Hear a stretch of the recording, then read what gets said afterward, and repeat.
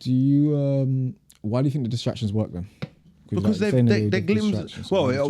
Distractions work now because Ponzi schemes usually benefit someone at the beginning, but on the back end of them, the people further on in the Ponzi scheme don't benefit. But you're watching how it did benefit them, and you're glamorizing it, and you think, yeah, I can still get that. That's why the distraction works, because in the beginning, it worked. You're not taking this serious. Need an app for your headphones. That's crazy. Oh, that's cold. That's cool. Oh, the lights on the top. A whole. All right. I think your levels could just say something quick. Yeah. I think I'm sweet. Yeah, I should be sweet. Just sort this out a Should bit. be sweet. All right, people, we're back. I don't even know what to say again. We upload when we want to upload now, man. Life be lifing. And it's nice, to be fair. It's nice to be busy. Yeah. People will be like, nah, you need to be having a schedule. No, this is my studio, my pod. And if I want to post, just post. And if I want to record, we can record. Yeah. But life's changed again, man. Always does. Always changing, and it's happy. I'm happy, though. I think that's the thing that's always constant, though, isn't it? Well, it's all. No, the thing is, as we were talking before we got on the pod, we were having a good old conversation. Life is always constant. I hate those kind of conversations when say, "Oh yeah, you're grown." No, you have no choice. It's always gonna be like that. But people can be conditioned and programmed to believe you have to earn certain things. Your worth, isn't it? As we were saying. Before, Okay, To feel, feel, I was about to say, what do you mean by we have no choice? To feel that they are growing. Or to feel that they've progressed in something, they feel like they have to earn it. No, you're gonna progress regardless if you say it or not. It's which direction you're going in. Yeah, it's whether it's intentional or unintentional. It's like it's which direction you're going. Regardless, like there's no such thing as being stagnant. Really. Yeah. Like we use it as a word, like, oh yeah, you're stagnant, or people are stagnant, or like, oh, I feel stagnant. And it's like, well, what does it mean to be stagnant? To be stuck, or to not be in motion, or not be moving. But exactly. That then it goes against your nature. People say we're talking figuratively. No.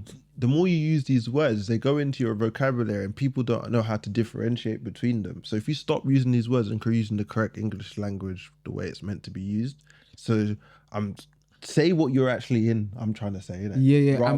Rather than following status quo and what people have said in the past and what you've heard others say. And yeah.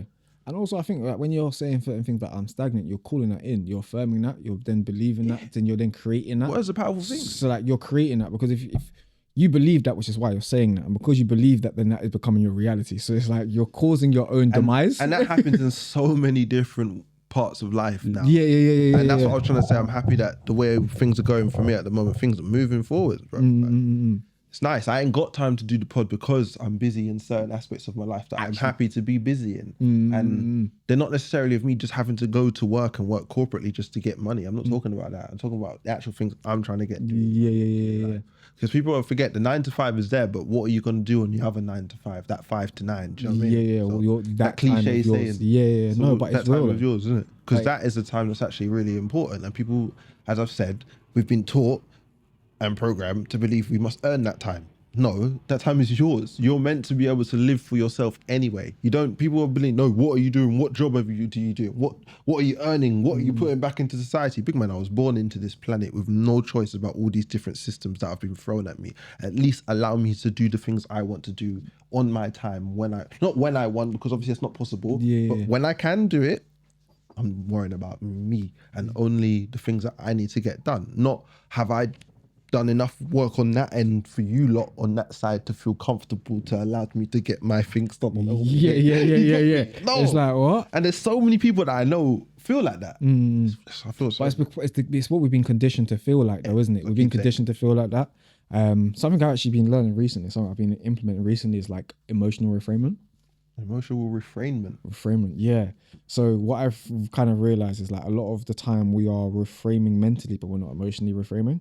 So we end up emotionally feeling the same emotions, which then keeps us in the same, experiencing the same patterns, and we're kind of seeing the same things, and we're noticing the same things, because obviously this is where the subconscious lies. So your emotions, obviously, that's all of that's happening on a subconscious level. So you're kind of not clocking like what I'm feeling, all the rest of it, and you're then responding in these ways because of your emotions and so forth. So it's like just being very aware of your emotions as they're showing up. Like, so when these certain things happen, like we have these certain like experiences and so forth, when these emotions show up, then the same way you'd reframe your thoughts, and you'll be like, oh no, that's not true, or that's not actually correct. Like, go off the back of what we were talking about, like critically thinking. Like when you critically think, you'll go through the different possibilities and you'll go through what makes sense and what doesn't make sense. You'll look at the facts and the situation for what it really is, and then kind of go, okay, this is how I need to operate based off of that, right? Yeah. Same thing with your emotions. Exact same process. So you're training yourself to be able to do that? Yeah. All right, cool. Very much so, because like I've kind of noticed that I would be emotionally stuck in certain situations, and like my body showing up how I would used to show up or how I used to be. So let's just say like a normal interaction will happen. What would, like, I don't know. I'm seeing you. Let's say I have a habit of a certain feeling that I normally have when I feel you, but it's not a feeling I want to feel anymore or whatever, or it's no longer relevant to who I am now. So I then like kind of be aware of that. You're trying to change it, as well as you've changed as a person, but you also need to change the emotional aspects as well. Of yourself, yes. Because there's like we're subconscious There's beings. triggers, isn't it? Yeah, and we just have our triggers and we just operate through those triggers. And it was just like, yeah, so sorry, that just kind of was coming off the back of No, to be fair, personally, I'm going to gas myself out. I feel like I've been quite good at that majority of my life, but only luckily because of how my family brought me up. Go on. I've always been taught not care what people think about you and what they see in you, because as long as you're true to yourself, you're not harming anybody, you're usually doing a correct thing. So even if someone has a drawback and how they don't like what you're doing, and as long as you're not really doing anything to come in the way, mess up somebody else's thing, you're usually calm. So because of that, I don't usually take in too much what other people think about me. So that base value of myself is I've always been able to talk to myself and have a good conversation with myself, rather than letting outside things come in and sway that. So when I can go into situations, I'm not usually like over emotional with how somebody's going to react. Yeah. So that I've been quite good at controlling that, and that helped through school. I could deal with teachers like it was ease. But a lot of kids, when you're in school and teacher gets onto your nerves, it's anger and straight like snappy reflexes and trying to bite back, being rude and this, that, the other. For me, I'm having conversation.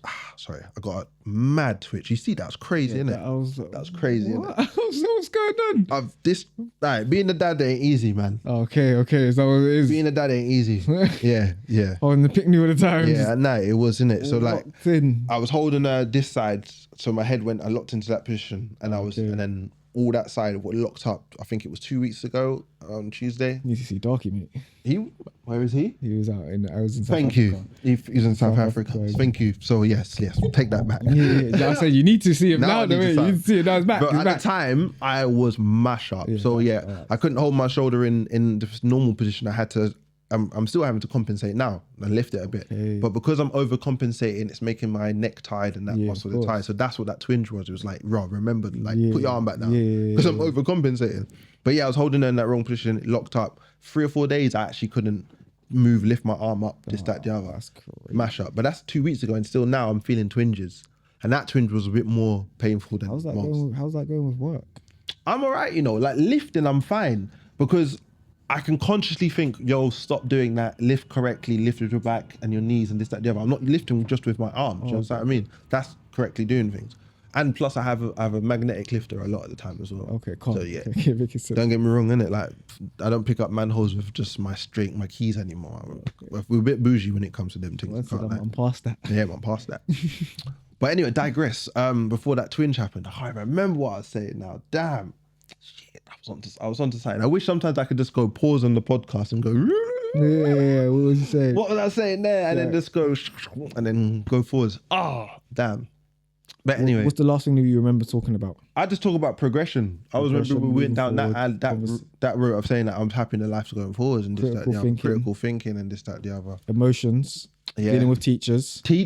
Bro, see, that's what I'm saying. Think go back to what it was. What's the last thing you remember? And then just work your way forward. Say no more. What's the work your way forward? You can never forget something. I guarantee that's the thing that I use. And every time I use it, it's retracing steps. Bro, just retrace your steps. I'm good at retracing steps when it comes to losing stuff in the house, but sometimes I forget to do that for thinking, innit? But anyway, the arguments with teachers and that, I used to be cold with it. Like they're looking to get snappy replies from me and like get me angry and this, that, the other. And I'm just like, miss, are you really having a bad day today like that to be taking it out on us? Like, I'm very level in the emotions to be able to deal with the way that you're coming at me. But a lot of my friends used to be able to just sink in, bro. and like teachers are just like biting at them, and they're like, "Miss, why are you always picking on me?" It's because you're the one that's always loudest in the class. I'm not always. You're being loud right now, big man. Like don't. You're literally feeding into what the woman's talking about. Yeah. Do you know what I mean? That kind of aspect. But I loved it. So because I was taught to balance my emotions by not caring about what outside thoughts think of you anyway. A lot of people at that age, when you're young, that is the main thing that's messing you up, I've noticed. What others think of you. So if you can get that in check from a young age, I think you can get what is it? Emotional reframing. I think emotional reframing becomes a lot easier in adult Yes. hood. I'm not saying that was perfect as a child and I'm perfect now, but because of that, it allows me to my emotional reframing. What you're saying, I didn't even know that was a phrase, but it's a phrase that I've just started using recently. Okay, it's not something I've been hearing. It's not something I've heard before. It's just something that I've been like, oh, what am I doing? Oh, I definitely I'm understand what it reframing. means. Yeah. Immediately you hear it and you're like, put, oh, this makes sense. I can put a word to what I'm trying to explain. Yeah. And that's kind of what I was just kind of doing for myself, because I was like, we call it like you reframe your thoughts, innit? And like a thought will come up and you don't want to have that thought, or people just call it emotional intelligence. They will. Yeah, but I'm like, there's a specific aspect to that emotional intelligence that you're picking out. That's exactly what I'm doing. So like obviously people have a thought, they'll have these thoughts and they don't want to have these thoughts anymore, or their thoughts that no longer are aligned with who they want to be anymore. So then they'll kind of like, you'll reframe that thought, won't you? Be like, that's not true, that is true. You'll go, what about that is true, so forth. And then from there, in doing that, you'll then you come to a understanding and realization of what it is, where that thought was kind of coming from, so forth. So then you reframe yourself from that thought. You reframe. Same thing with the emotions. So I literally was like, oh yeah, it must be emotional reframing then. So what are you saying? I'll say a good example for that though is that we've all been conditioned through the schooling system how to react to certain things in life because of that schooling system. Yeah. So we've been not necessarily taught to be critical thinkers in the world. We've been taught how to go into a service industry and just be a number. Because we have literally down to the schoolhouse, we eat school dinners, how we're called in from break, bells, all these things. Is getting rid of that and realizing even though you're in a working environment that's similar to that, you have never been that. You're not a number. You have to get your mind out of that emotional aspect of feeling like a number at work. That's just one area I was thinking working off the school thing I was talking about, because people don't necessarily learn how to deal with their emotions early in school. It's so easy to condition them into this system of work that's going on at the moment. Wait, what do you mean, sorry? I'm saying because people in school don't usually actually have good emotional refrainment and learn that, and they're just programmed and just put through the cycling through the system. When you get out into the real world and you need that emotional refrainment when you're at work, you need the ability to be able to do that. You can't do it. You just can't do it. So you're very easy to go into this working environment system that they like. What we're in right now, it works in their favor. Yeah, of course. Yeah, totally understand now. Yeah, with you. Yeah. I mean, I guess so, because then obviously then you're to be able to emotionally reframe as well, you have to have a level of emotional intelligence. So like if you don't have that emotional intelligence, you can't even emotionally reframe. No, because you can't critically think. Right. And then exactly. Perfect. Yeah. So then you can't even critically think, because you can't even navigate through your emotions to actually then get to what is actually the reality of the situation and what is the emotions showing you of the situation. A lot of people can't detach the two. So you need to learn to detach the emotion from the situation, because the situation may make you feel this emotion, but that certain emotion you're feeling is not needed for that situation at a certain time. And it may not even be true. It may not actually be. You might be feeling something from, like, let's say for instance, I have a conversation with yourself. It's you say something that triggers me, but you don't even mean it in that way. You've heard it in face value. But I've had it I might have had a similar experience with somebody else, and they've said that same thing to me, but meant it in a certain way, and that's why it's triggered me. And it has nothing to do with you. That happens all the time. All the time. That's how politics works. And then now I'm triggered, feeling the type of way, and I'm then unable to even, and now the way I'm responding to you is reactive and treating you as if you're that individual who was actually attacking me. And now it's like, now you're confused. You're like, why is he coming at me like that? That goes into exactly what we were chatting about before we came on to the pod, when everything to do with psychology is emotion based. Yeah. Nearly everything, I should say. I would say everything. Nearly everything to do with psychology is emotion based. And that is what they've done so much research in, to be able to tell the public what to do, because they know which emotions get triggered from doing certain things. So if you know how a person's, if you know which direction the person's going to run when you shoot the bullet, Do you understand? You've already won the battle. Yeah, Like, it doesn't matter if you're running away. We know which way you're running. So wherever that is you're going, we're just going to put the next thing down there we're to gonna sort put you. that Do you know there. what I mean? Yeah. So that's what it's an easy way to say it. So if you ain't emotionally intelligent and they can take advantage of those emotions, it's the life that we live, unfortunately. You're easily manipulated. You're easily manipulated. You're It's the easily life we live manipulated. right now. Because you're susceptible to somebody else triggering you and getting you to respond and react however they are choosing to, based on the emotions that they feel like triggering in that moment. Yeah. So they become your master. Oh, I saw a cold reel this morning on Instagram. So one of the ones that got like 15 likes, no views on that, and it was a girl asking her father, why does he use the word program so often every day? Because he said, I don't know if this is necessarily true, but he was like, a program is usually something that somebody else has created to give to you. Plan is usually something that someone has done themselves to think about and go about doing it themselves. So on a day-to-day basis, like you literally just said, you're so susceptible of your emotions to be swayed in certain directions. That's you being programmed. If you weren't, that means you can plan for yourself to be able to figure out ways around it and benefit yourself in certain aspects of the system while you're in it. And that is the only way you can actually live in this system, really and truly. You need to come out from this thinking that you're programmed. You know you're still in it, you're still around it, you still have to benefit from that system of monetary value and blah, blah, blah. But you pick and choose what sides you want to put so much emotions into. Yes. Rather than everything is hitting you at once and woof, woof, bombardment. Like, Yeah, of it's just an integral emotion. to actually manage your emotions, because then you're managing your energy and pouring your energy. That way, then you can actually discern between what gets your energy and what doesn't get your energy, rather than what you're just saying. frivolously just giving your energy to everything. And now you've got no real energy to give to what you actually want to give to. So then because you've unintentionally just given all your energy to all these random things, now you can actually intentionally direct your energy exactly how you'd want to, in the exact direction that you'd like it to, creating the exact results that you would like to then see. Whereas rather than what we then typically see with most people, which is just experiencing life and not moving intentionally, and because they're not moving intentionally, they're just being programmed throughout their day continuously in different ways. And there's a one word that Ella likes, saying that Ella likes. Go on. There's human beings, which is the ones that know how to direct their energy and where they want to be able to put their attention and this, that, the other.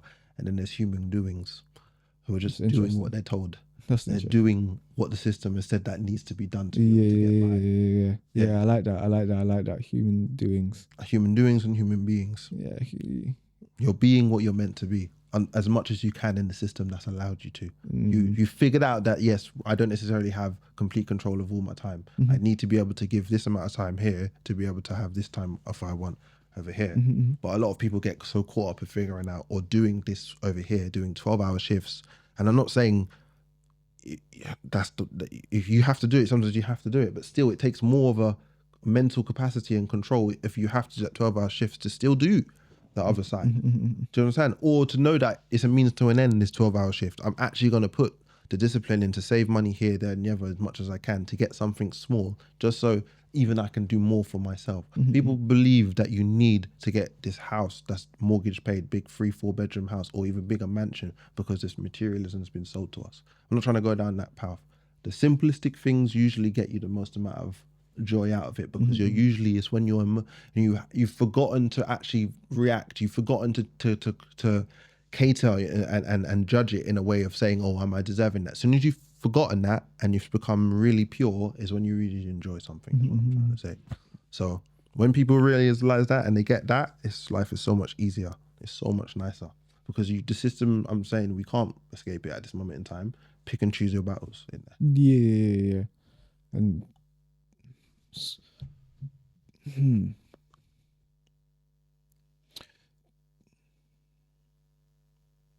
so you don't think we can escape the system now?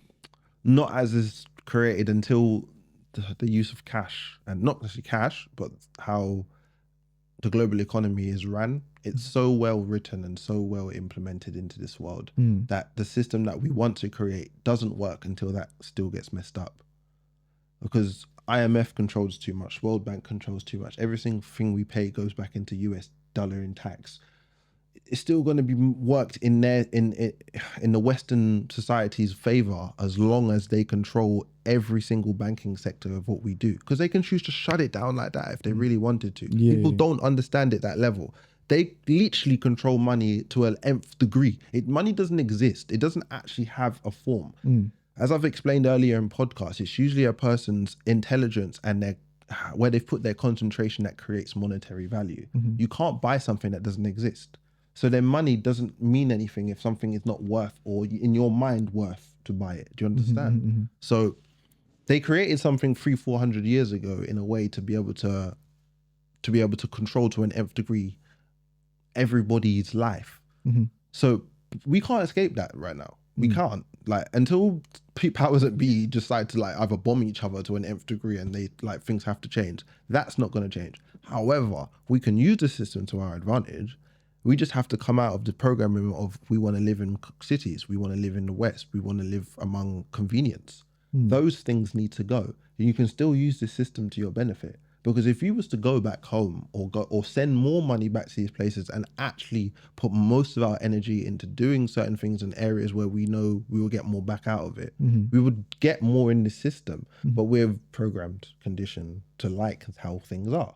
Material, individualism. We've been sold that level of self that it keeps us the way things are, and we look like we enjoy it.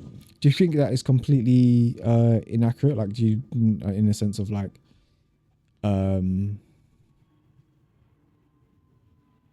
they're selling us individualism, but is there not a level of individualism true to us? Individualism is true, but humans aren't individualistic creatures. We like to build together. We've always shown that every single society, until this society that's learned how to destroy the planet, but still benefit off living and having a beautiful life, like everything looks great, but really and truly we're killing everything. It's the first generation of doing that. It's first civilization to do that. Before that, everybody figured out how to get along with each other and benefit off the land to a certain nth degree. There was obviously slavery, hierarchies, this, that, the other. However, I'm talking about the vast majority of people before it came into this industrial revolution understood that we needed to give back to the land to be able to benefit, to move on. We've forgotten that completely now because of individualism to the materialistic side, not the individualism of human beings knowing us as an individual. We need to know ourselves more. We don't know ourselves more. We've forgotten who we kind of are as people. We just cover it up with makeup, cars, jewelry, houses, to say that's what we really are. But no, that's what we've told we needed for the last 70, maybe 80 years or so. That's quite fairly recent. Very recent. Fairly recent. Very recent. Very So recent. that's what I'm trying to say. Individualism as a person, learning yourself as a person is definitely there. But the individualistic nature of having to get everything yourself and you need as much money as possible, that has killed, obviously, society and community. So do you know what I see there then? That they've used something that's innately natural to us and used it against us. That's the beauty of the system. Is they know what they're doing. Like everything is beautifully done. That's why I say beautifully, because I am in awe of how much psychology thought went into making what we're in right now. When you see it for what it is, you're like, raw. It's easy to understand it. It's not difficult. It doesn't take much thought power to actually see that we're distracted constantly. That's all it is. A distraction, a constant distraction. But a distraction from what is what you must learn.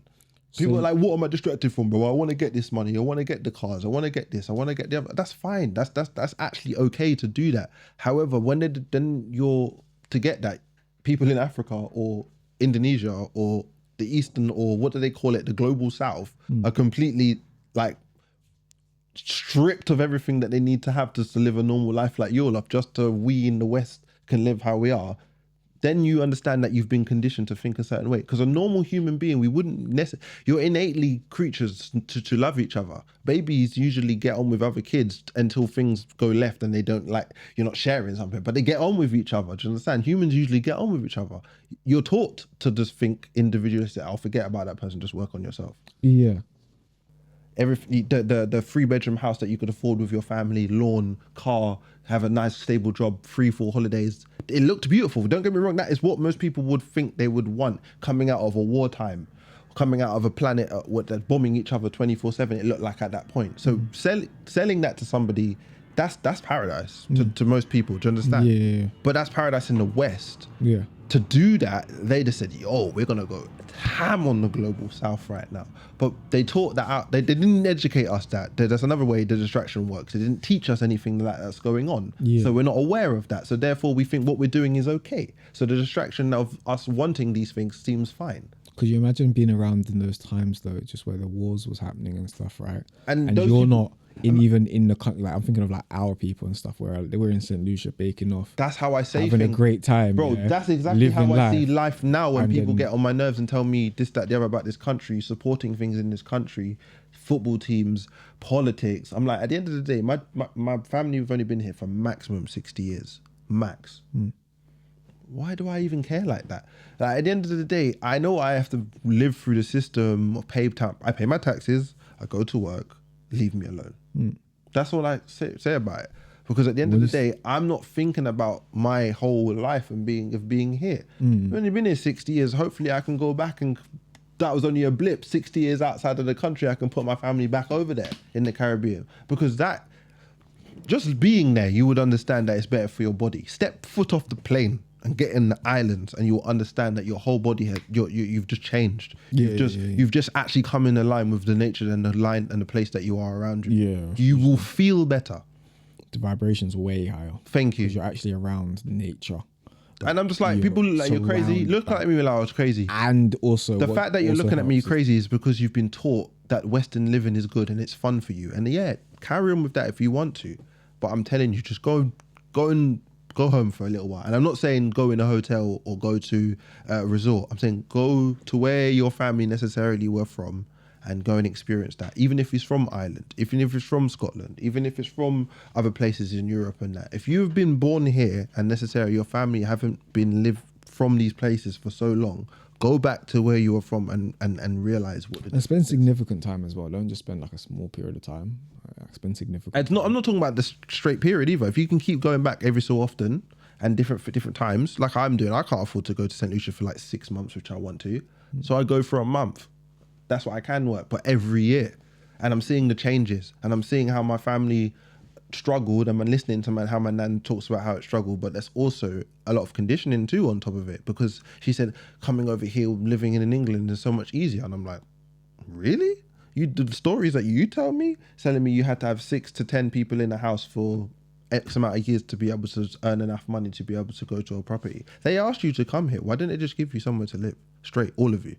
They asked you to come here to rebuild this country, but you've got conditioned to feeling that the Queen or Her Majesty, the Mother, has come to ask us personally to rebuild the motherland. You dumb. That's what it is. I can say that now, but I can't say that for you at the time because things were different. Yeah. But now for you to be still reiterating that nonsense to me, Nan, I'm not having that conversation. Like, we need to move on from that. All the people that went back home, took all what they made here and went back home, I'm not saying that I look at you with less respect, but I look at those people as what they had the better plan.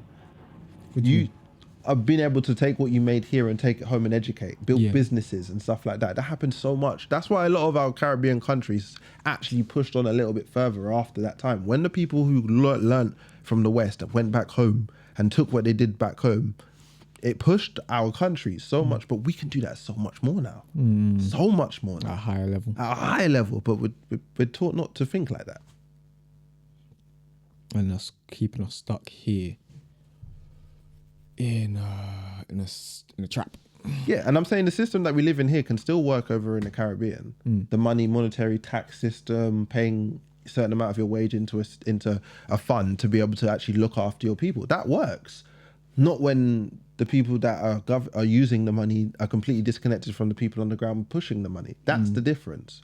But when you have a smaller society like our islands, we usually can be closer knit and actually have more of a say so. But the problem is we want to be attached to the world, and we have to be attached to the world because that's where the world banks choose to give money out and loans and can just pull loans and sanction and this, that, the other. That system is what we have no control over, I'm trying to say. What can we really do about that system right now?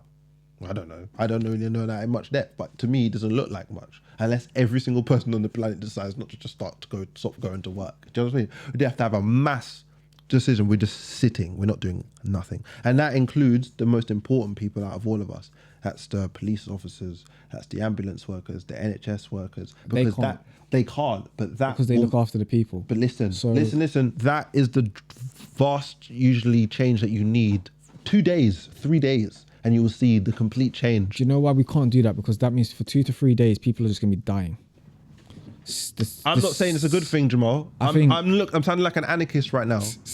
I know I'm sounding like an anarchist right now, but it seems to. I'm not saying that's the only way, but you need a drastic change similar to something like that to get people to be shocked enough to understand we can make change. Yeah, you need a drastic change, such similar things to like that to know that we can make change. Yeah. And I don't want a nuke going off somewhere like America, because that is the kind of place that you need it to go off to make the actual change. Yeah. I don't want that to happen, to have to make the change. I would rather people actually take a complete stand. Even say if like the hospital workers say, look, we're going to work, but we're doing bare minimum. Yeah. We're doing absolute, and the police officer said, look, we're gonna go to work, but we're absolutely doing. I personally think that what we should do, or what we need to do, is all essential workers like train drivers, all them. work. You think they have to work? The essential workers work. NHS, the doctors, the people who look out, keep people alive. We need those. Accidents are going to happen. Things are going to go wrong. That needs to happen. You need a sense of enforcement to then stop. But it needs to be organized in a sense of like it's to protect the people, not to like stop them from doing stuff. Does that make sense? So what I mean by that is like not martial lawing and so forth and all that stuff and all the rubbish like that. In a sense of like protecting people from bad people who are genuinely going to do bad things to good people. There needs to be these things need to be there. However, I also then think people who are delivering the foods, the farms need to continue because people need to eat. We need to eat. We need to all the rest of it. That needs to happen. Everything else needs to stop. Everyone just stops paying their money. Everyone stops spending their money. 2 to 3 days of everyone just stops spending their money immediately just stops everything. 2 to 3 days, everyone's stopping their money, but we still have access to everything. Immediately just shuts everything down. Shuts the way we're operating down. How would that work though? Because if I'm saying everything in the West, especially where we're living, is wired to supermarkets usually, and not many people know about like farmers markets and stuff like that. So for that 2 to 3 days, would you say stockpile your food? Stockpile your food, yeah. Yeah. Stockpile your food for 2 to 3 days. Do you know how easy it is? You can have a fridge full and have 2 to 3 days I food understand worth of that. I'm just thinking Do you know what I'm things saying? around. I'm nitpicking the little. And then you just don't spend at all for the next. Then there's like, let's say between No work, no spending. no work, no spending, No we just, TV. We just bake off. Yeah. Everyone just lives life, And does you whatever. and should turn the TV off. Go to the turn park. TV off, turn the radio off. Go turn all the technology off. Yeah. Go turn it all off. That level of conditioning is so deep, innit? So deep. Yeah, no gonna do. People are scared to be away from a screen for a day. Try to tell people to get away from the screen for a day, bro. Like, yo, when's the last time you A hell just of a drug. didn't look at a screen like for a day?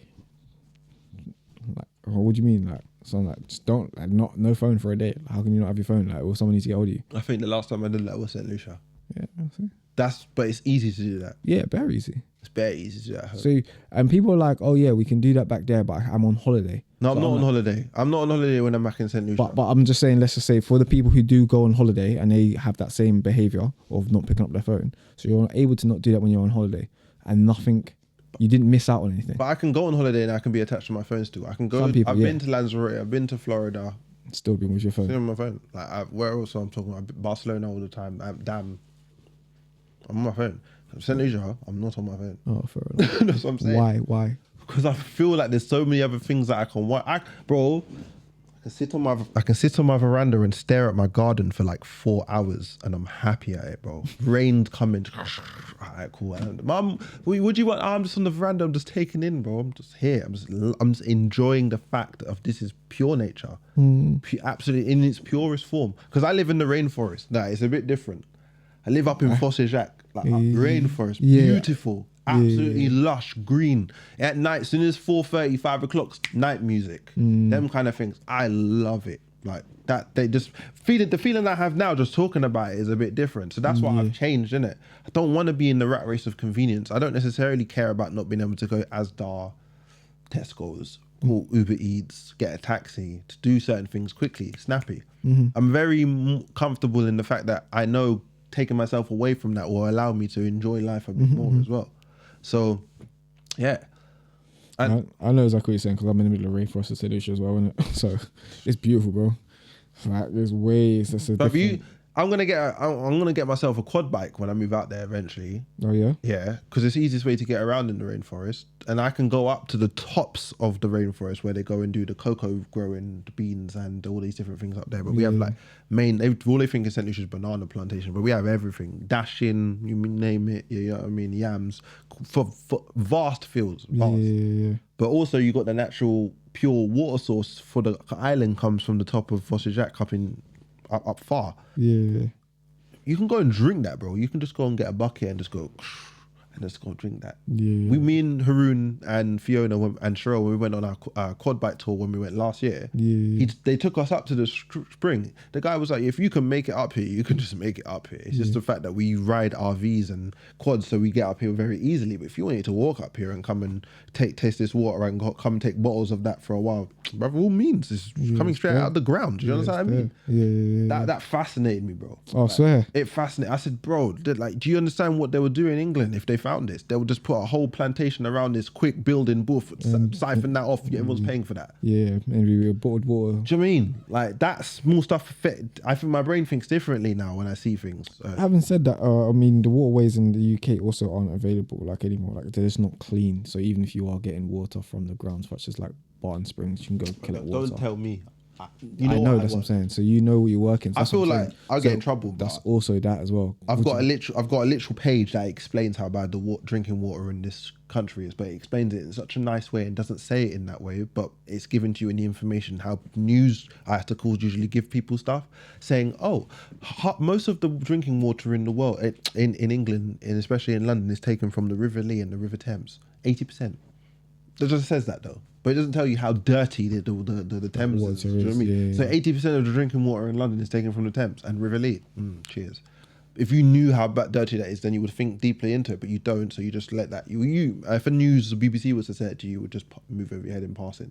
But because you know more in depth, you don't have wild animals in there anymore. It tells you everything you need to know. Innit? Yeah, but then I will give you one more snippet. Groundwater is majority of where the drinking water in England comes from. Yeah. That's literally rainwater hitting the ground, going into aquifers under the ground and sitting there, and then we'll find a pumping station to be able to pump that water out. So every single thing that's going into the soil, also the extra stuff that they're pumping into the rain, that into the sky, that's in our rain, that's now coming down on us, and we know about these chemtrails and what they're doing up there. Just that is the drinking water. Simple as. And I don't have to go in more depth. If you think I have to go into more depth than that, then you need to go and learn about critical thought, because that allows you to go and do your extra bit of research. Enough information There's there for you to then do what you need to do. Yeah. And also connecting your dots, you need to connect. Like, wow. Because I don't want to have to put it on a plate. Water is like, that's how dirty it is before it even gets into the taps. Before it even touches the taps. Before it even gets to a pumping station. Sorry, it's nasty. Before they get their filtration on it. Because they do filter when it gets to those places, but their filtration systems are not built to filter those things. They're not even built to filter estrogen out of the water. And you know that. That's a normal thing the average person really knows. Yeah. So there's a load of estrogen in the water, which is why a lot of the men are becoming feminized. And this is why a lot of men are having testosterone issues in their 20s, and why the men are... And they're like, why? Because women take the pill like it's going out of fashion. Yeah. But that's because they've been given the pill by the doctors. Oh, I know from that. when they're like 12, 13 and having periods, and it's like, these periods are, I'm in a lot of pain. We've connected dots. That's 3 dots we've just connected. I'm in a load of pain. I'm in discomfort and I'm bleeding heavy. Okay, here's the pill. This is going to help slow you down. Yeah, irregulate your periods. What? Irregulate your body. Your body confused. That's why it's doing that. If your body's confused, then it would do stuff like that. Why are we not getting the necessary dietary plans that's actually going to allow my body to operate properly? Why am I not being told the rhythm of my the woman's body, so that because the West has gone towards science rather than nature, innit? Getting the herbs. No, I don't think it's actually for that reason. But yeah, that's also true. But so what do you think then? I think it's because it's population control. Yeah, certain amount, it's a system, right? So a certain amount of girls, there's only a certain amount of girls that's going to come through and have that same problem.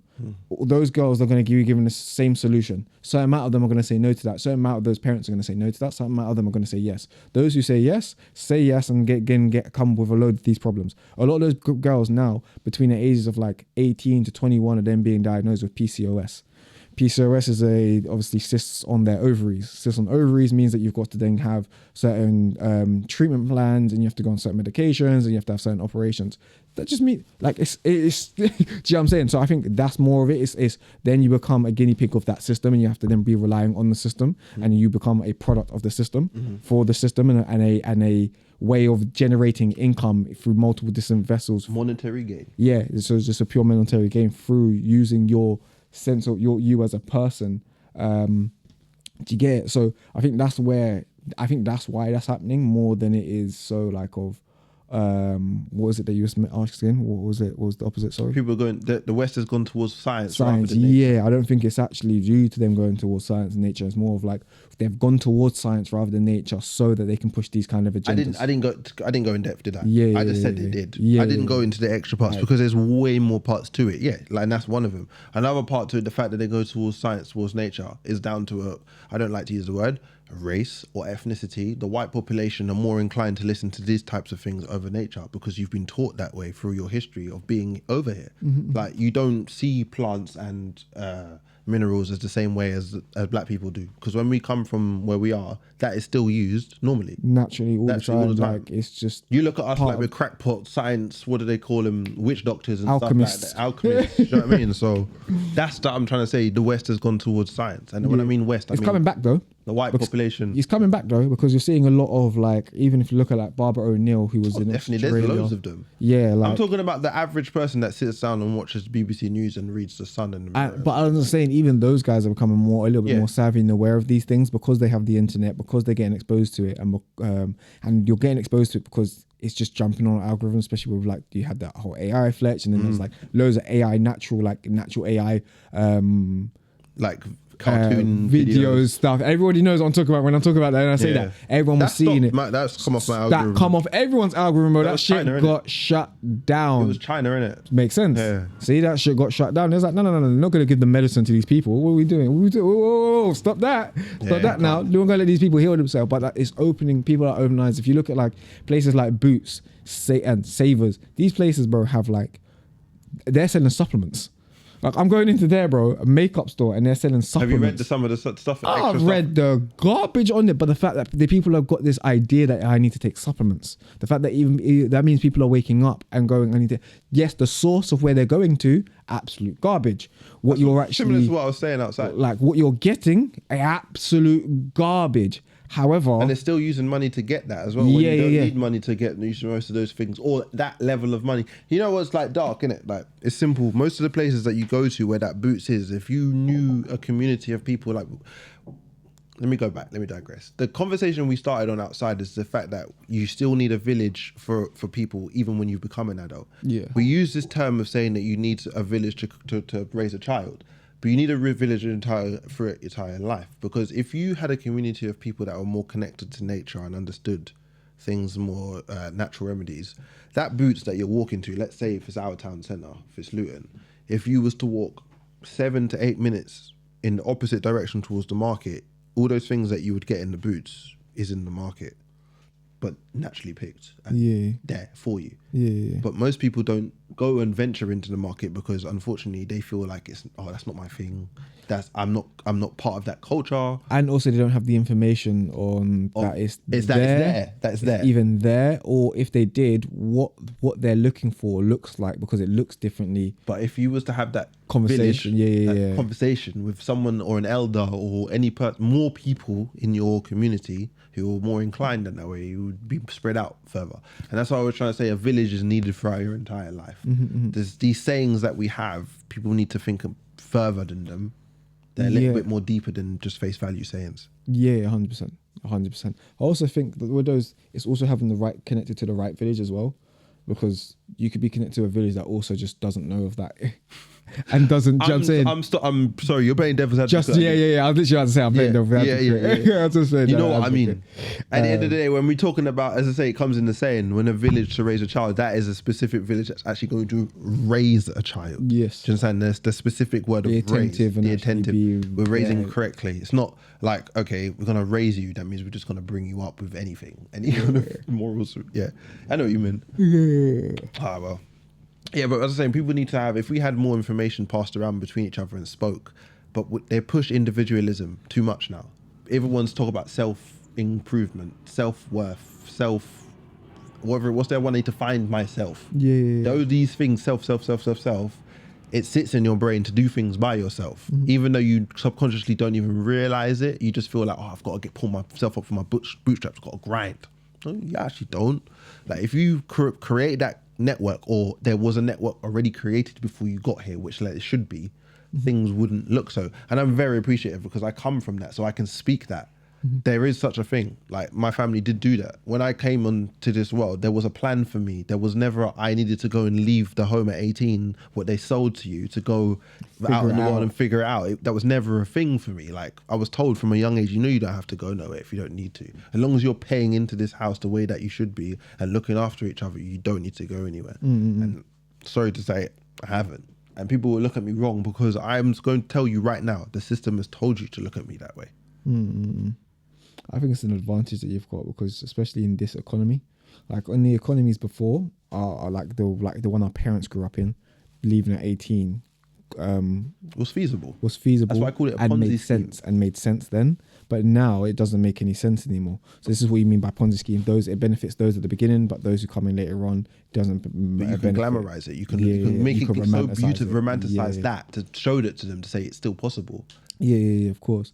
So it's essentially it's a multi-level marketing scheme.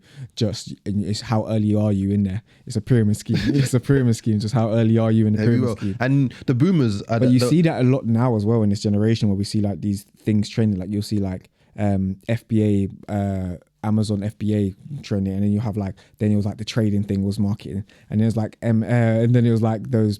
If you look at life like the way I do, I just see everything as a Ponzi scheme. Like corporately. Okay, yeah. I see everything as a Ponzi. Everything is usually the first people to get through that door benefit the best. And then they use that as an advertisement for the rest of it until it runs its course, and then they have to get rid of it and find something else. In my mind, that's as a Ponzi scheme. And that's majority of things. That's clothing, that's music. You think that's clothing? Yeah. Why? What about clothing? Because they will pick out something specific. Oh, okay, it's a revolving Ponzi scheme, clothing. Because 1 minute they'll say, "All right, we're just gonna choose this piece." Like it was flares, it was open bootcut jeans and trousers over the last year. Yeah, that was a big thing 15, 20 years ago. Yeah, so you'll use all these different people to advertise it for you, and nowadays they don't even have to make their own advertisers. Just use influencers to do it. Push. Yeah, because they're the ones with the as much money attention into it. Then all of a sudden, the smaller clothing brands start to jump onto it, and they'll try to make their bit out of it. And then the last bits are usually the kind of private people that are trying to jump onto it, and that's the last people who get the least out of it because they get the last person to usually be able to get their produce, be able to design it, get it out to people. They thought they'd be able to catch on to that trend when it was originally grooving, but you've just caught onto it a little bit late. You might still make a bit of money out of it, but not the same amount of money as what the people that started and pushed the trend right at the beginning. And when I say trend, it's only a trend because the people who had money had enough advertising to push it out there to get it traction. That's it. It wasn't anything big. You've just been duped and distracted into thinking that it's something valuable right now. When, as I said, it's a revolving Ponzi scheme that was big 15, 20 years ago. That's clothing. But the same thing with music, because it's just got worse and worse and worse. Right at the beginning, when you made your music, you were sold the facade that you controlled it, you could tour. Everyone, if they came and saw you, they were having an experience of just seeing you. So everybody was like, oh, I want to be that music star. I want to get into that. And look where we are now, streaming platforms. Not one's really making anything, but it's vast amount of men that are trying to make music and rap. And that's what usually happens in the back end of a Ponzi scheme. You usually get more people going into it, but making more or less nothing out of it. The thing with the music side of things, though, that's a natural, like... I said facade. Yeah. Because you weren't controlling your music. You was the advertisement made it look like you was. Yeah. But I mean, speaking with these whole, like with now, what's kind of how they're being taken advantage of is like, where there's people, there's going to be music. So people are going to make music, and they've kind of created a situation where people can make music at abundance, post it in abundance, but reap barely any benefits of posting. And those who actually reap the benefits monetarily wise is those who own the platforms.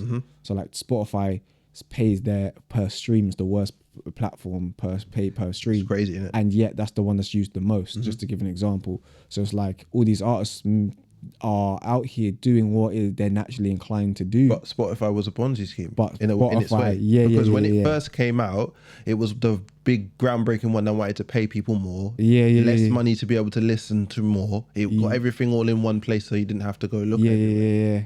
So it looked great at the beginning. Yeah, it's like, oh my gosh, look, as an artist, I can get access to all these millions of people so easily. Blah, blah, blah, blah, blah. And it benefited the first few people that got through the door. Yeah, and then now it's like, even the way they used to run playlists and so forth and getting yourself involved in certain playlists and getting yourself involved in certain things, you could pay to get involved in these things. And then now you're getting exposure. Whereas now it's so, it's not the same anymore. I start to look at most businesses as Ponzi schemes. That's what I start to say to myself. Most. Usually when there's no ethical thing behind it to actually give back to the community at an nth degree. If most businesses, in my opinion, should be about making money for the person just to be able to get a good life, and then everything else is about teaching and putting things back into a society or wherever your sector your business is in creating more things in that sector. It's not about necessarily just making sure that you, the person who own that business, is purely good enough to make a massive amount of money just so I can keep extracting it and keep my wealth to myself. That's how I think. This is a personal thing. I agree and I disagree. I'm like, it depends as well, because I'm like, naturally, if you've built a big business where you're making a lot of money, other people in that business are also making a lot of money. So what you've just done is create a load of opportunities for people to make a lot of money as well. As I said, that's an ethical business. Most businesses, bro. People ain't trying to do that. Like, okay, just think of corporate businesses. I'm going to use a basic corporate business where they have like sales agents, sales team leaders, sales managers. Sales managers making 6 figures. Yeah, but Jamal, I'm not talking about. That's the problem. That's before I even go to like Right, cool. GMs, directors, The problem with and then execs. I think I figured it. The problem with society is that main issue there. What? The fact that you're making 60 to 70,000 pounds is now pushing more money into the system to try and make that job over there pay that person more money. And the more that you get paid, the less value that you have on anything that you earn. I'm trying to say that businesses need to stop with that model. Because the model of paying everybody exuberant amount of money just puts people into the distraction of that I need money to put value to myself. Do you get it? You need to teach people rather than saying money is what you're actually wanting to get this job for.